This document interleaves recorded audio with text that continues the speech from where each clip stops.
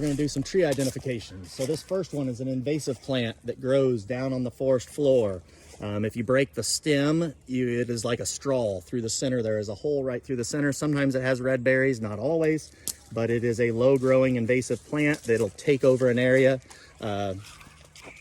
This is what it looks like. All right, and go. First one. All right, the next one here. This tree is a compound leaf. Remember, we can tell a compound leaf by, if we look at the leaflets out here, there is no bud next to the leaflets. You got to go all the way down to the base of it, and you'll see a little bud down here.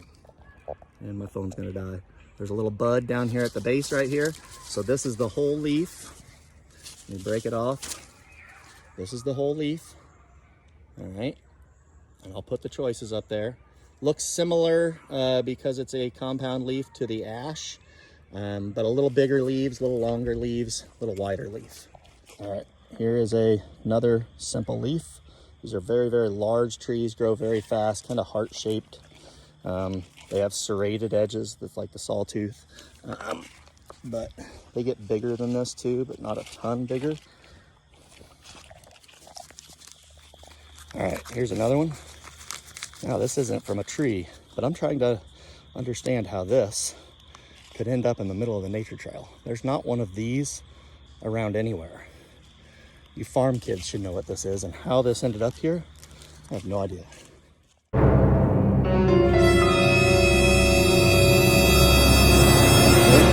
should go on an adventure and go down and try to go through the pipe. Be like Daniel Boone in one of the Explorers. Rock climbing first.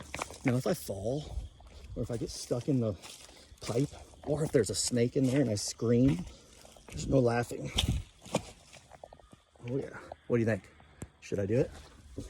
Hey, la, la, la, la, la, la. All right, it got dark. I want to go back. I'm gonna trudge on.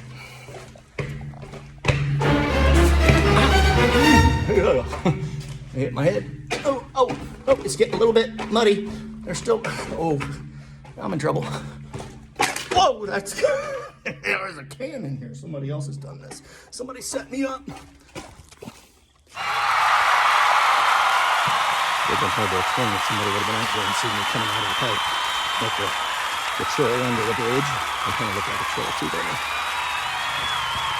All right, so I made a video up here not long ago, and you can see all these honeysuckle plants are dying in here. And even, I mean, it's way too early for honeysuckle to go dormant. See how the leaves are turning brown already? It's usually the last thing that stays green. Tons of these maples are turning brown already.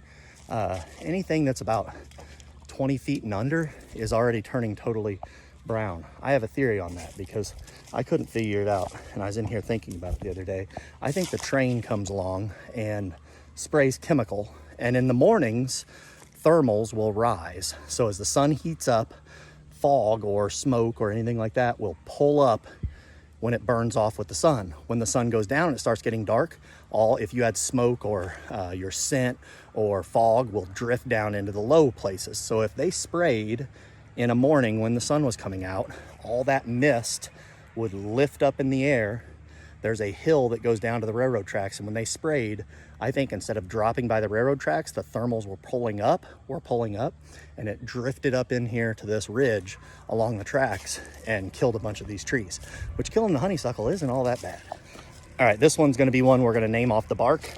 It is the Buckethead's favorite tree, Monroe's grandma. So it's right here. You can tell from the bark, and there's a bunch of these in here. If you look around, there's all kinds of them. Big, flaky bark like this.